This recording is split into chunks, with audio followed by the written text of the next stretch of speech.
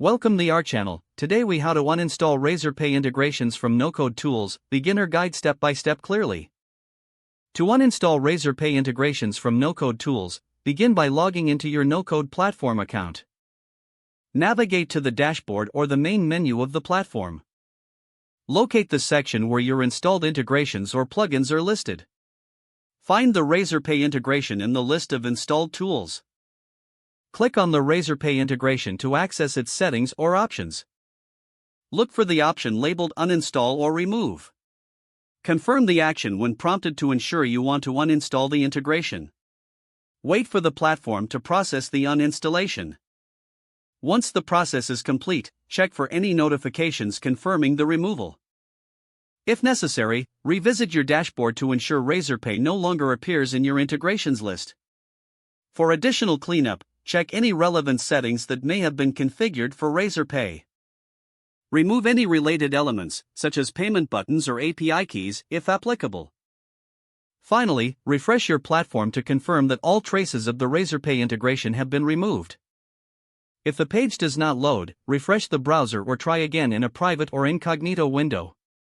Make sure you are using the correct email address, then retype it carefully to avoid small typos.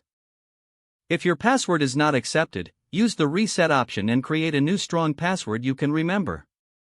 Check your spam folder for verification or security emails, then complete any requested confirmation steps. Enable two-factor authentication if available to improve account security and reduce unauthorized access risk. After signing in, review your profile details so your contact information and settings are accurate and current. If you see an error message, note it down and try again after restarting your device and internet connection. Log out when you finish, especially on shared devices, to keep your account and payment information secure. If the page does not load, refresh the browser or try again in a private or incognito window.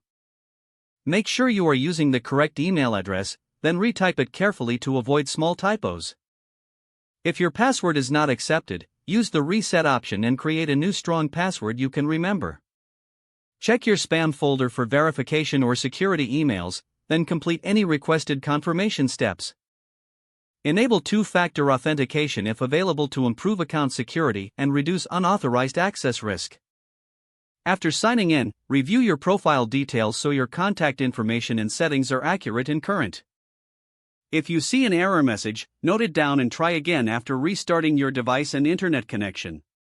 Log out when you finish, especially on shared devices, to keep your account and payment information secure.